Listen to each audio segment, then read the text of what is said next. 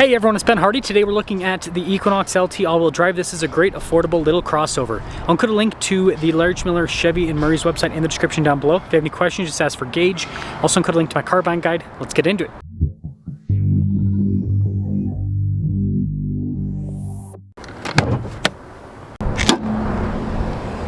Powering, this is a turbo 1.5 liter 4-cylinder that goes through an 8-speed. Fuel economy is 25 around town, 29 on the highway, with power outputs being 175 horsepower and then 203 pound-feet of torque. I'm really trying to hit 500,000 subscribers before the end of the year, so I'd really appreciate it if you would help out with that.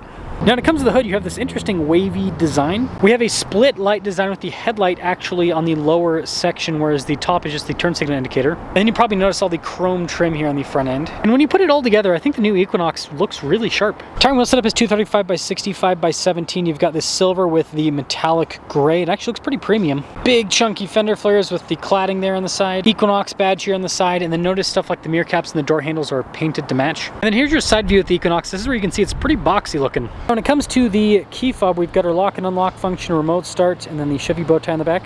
And let's pop into the rear. First off, underneath the load floor, you got a little bit of extra storage. And the cargo space here on the Equinox is actually really solid. This is a small crossover, but big cargo area. It is manual for the closing function. I like this new kind of like teardrop design with the taillight. That's pretty cool looking. There's parking sensors in the rear, by the way, but that sums things up for the exterior. So let's pop inside.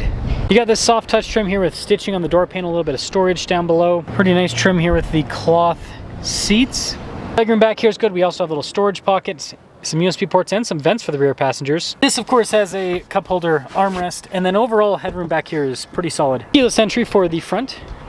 More nice soft touch trim all over the door panel. Notice the driver window is automatic. You also have blind spot monitoring with the mirrors. And then nice cloth trim with the front seat. It is manually adjustable. Got a few buttons here on the dash, including the parking brake, your all-wheel drive, your auto hold, and your auto stop start.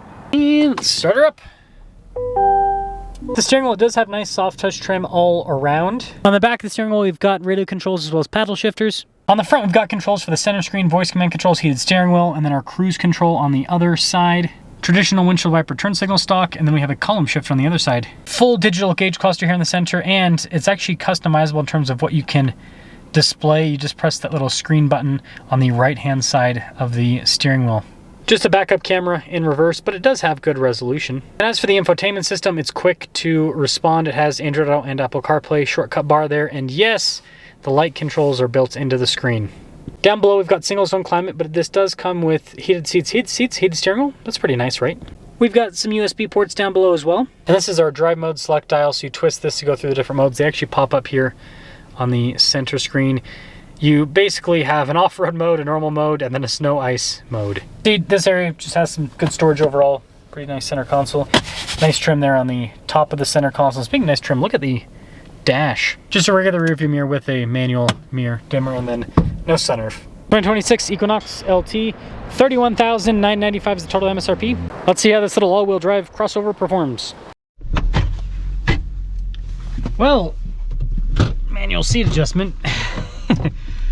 I just had an Equinox for a week. I had the active version. So, kind of funny to be back in an Equinox, but they already got the 2026s out. Didn't realize they were coming that fast. This is the time of the year where I start to transition to the new model year. So it's kind of weird because I'll be filming reviews that'll be on 25s, and then I'll also be filming reviews that'll be on some 26s with some brands. But, you know, that's how things go sometimes. Now, I will say, you gotta get the 8-speed auto with the Equinox. You gotta get the 8-speed auto. All-wheel drive's worth it, I think.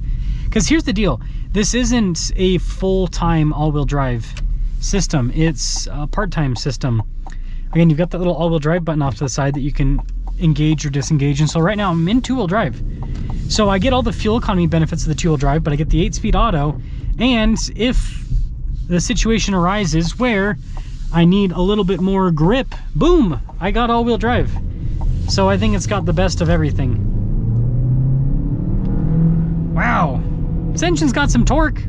Definitely got to ring it out, just like most 4-cylinders. But it's got some torque. It can get out of its own way. That's what's important. It can get out of its own way. Yeah, this is a smooth ride. It's the nice thing about the Equinox. Again, it's a little unibody crossover with independent front and rear suspension, so It handles well and it isolates things pretty well. For what this is, again, this is an economy car. But for an economy car, pretty well insulated, pretty comfortable ride. I think there's a lot to like about what they've done with this. Yeah, smooth with the delivery.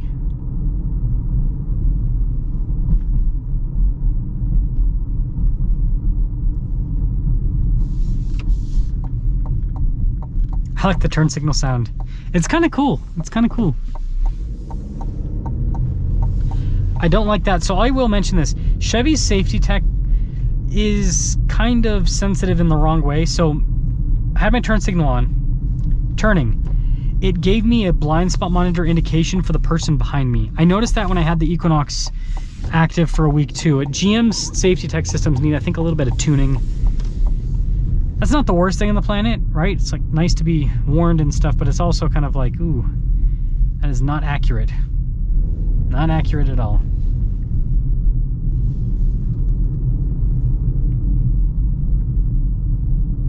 Yeah, it's just a smooth ride. It's really nice.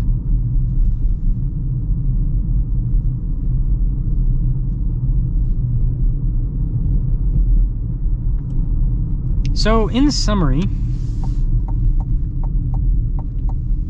I think the Equinox is a really cool setup. It's got a nice ride. It's pretty comfortable just with the seats. The manual seat adjustment, right? Not the best thing on the planet, but who cares? You set the seat and then you just leave it.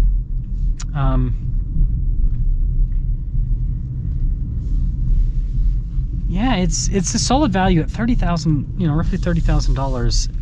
I think the value's really good. I think the value's there. All-wheel drive.